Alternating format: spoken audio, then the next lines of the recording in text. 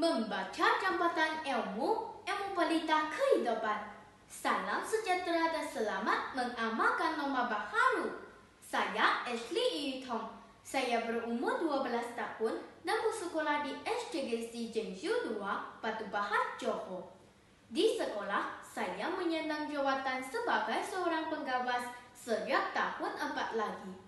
Saya aktif dalam ko-akademik dan ko-kurikulum. Saya diberi kepercayaan untuk menyertai pertandingan bercerita, syarahan, dan menerja lemping di peringkat sekolah dan daerah.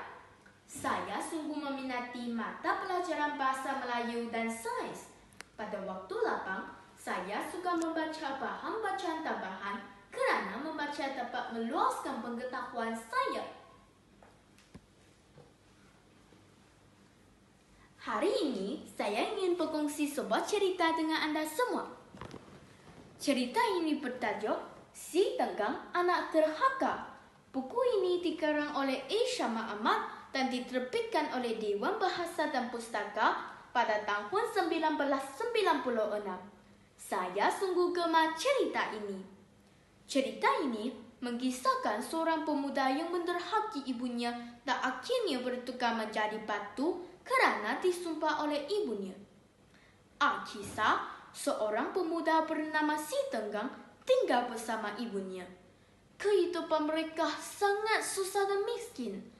Pada suatu hari, Si Tenggang pergi berlayar mencuba nasib di rantau orang dan meninggalkan ibunya. Setelah beberapa tahun berlalu, sebuah kapal dimiliki orang kaya telah berlabuh di kampung itu. Rupa-rupanya, orang kaya itu ialah Si Tenggang. Dia telah berkahwin dengan puteri raja. Ibunya pun pergi ke kapal untuk menemui Si Tenggang. Si Tenggang berasa malu apabila melihat ibunya yang berpakaian compang-comping dan miskin. Si Tenggang tidak mengaku bahawa perempuan tua itu adalah ibunya. Ibu Si Tenggang berasa amat sedih dan kecewa. Kemudian, ibunya memohon kepada Tuhan agar Si Tenggang dibalas segala perbuatannya itu. Akhirnya, Si Tenggang bertukar menjadi batu kerana disumpah oleh ibunya dengan makhluk Tuhan. Mesej yang paling penting dapat saya cungkil daripada cerita ini adalah kita mestilah sentiasa menghormati dan mengenang jasa kedua-dua orang ibu bapa kita dan tidak mengkhianati atau menderhaka kepada mereka. Saya sangat tertarik dengan petikan yang menceritakan kegembiraan Ibu Si Tenggang apabila mengetahui bahawa Si Tenggang balik ke kampung asalnya. Petikan ini menunjukkan kasih sayang ibu bapa yang sanggup melakukan apa sahaja demi cahaya mata mereka. Keistimewaan buku cerita ini adalah penggunaan bahasa yang ringkas dan mudah difahami, sesuai untuk murid sekolah rendah.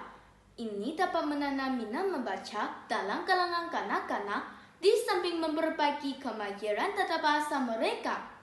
Selain itu, ilustrasi yang menarik menghidupkan lagi jalan cerita yang sudah terkenal sejak dulu.